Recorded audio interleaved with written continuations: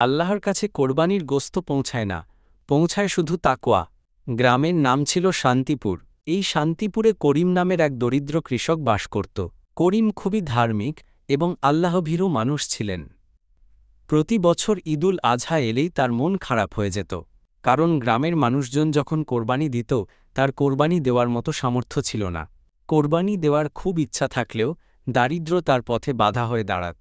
একদিন করিম জানতে পারলেন গ্রামের পাশে একটি পুরনো মসজিদ ভেঙে নতুন করে নির্মাণ করা হবে, কিন্তু মসজিদ নির্মাণের জন্য যে পরিমাণ অর্থের প্রয়োজন তা গ্রামবাসীদের কাছে নেই।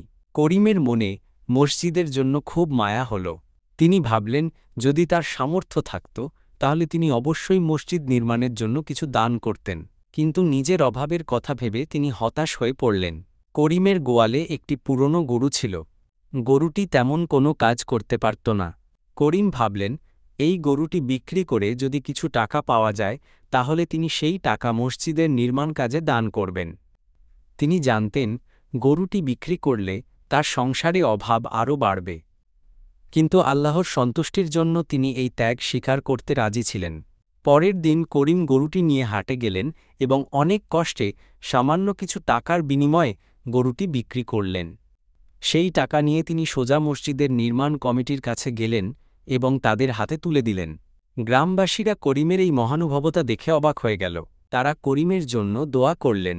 রাতে করিম যখন ঘুমাতে গেলেন তখন তিনি একটি স্বপ্ন দেখলেন। স্বপ্নে তিনি দেখলেন আল্লাহ তায়ালা তার উপর খুবই সন্তুষ্ট এবং তিনি যে সামান্য দান করেছেন আল্লাহ তা কবুল করেছেন।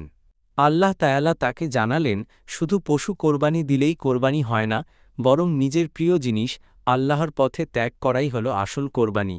ঘুম থেকে উঠে করিমের মন আনন্দে ভরে গেল। তিনি বুঝতে পারলেন কোরবানি শুধু একটি আনুষ্ঠানিকতা নয়, বরং এটি আল্লাহ এবং মানুষের প্রতি ভালোবাসার এক নিদর্শন। সেই দিন থেকে করিম আরও বেশি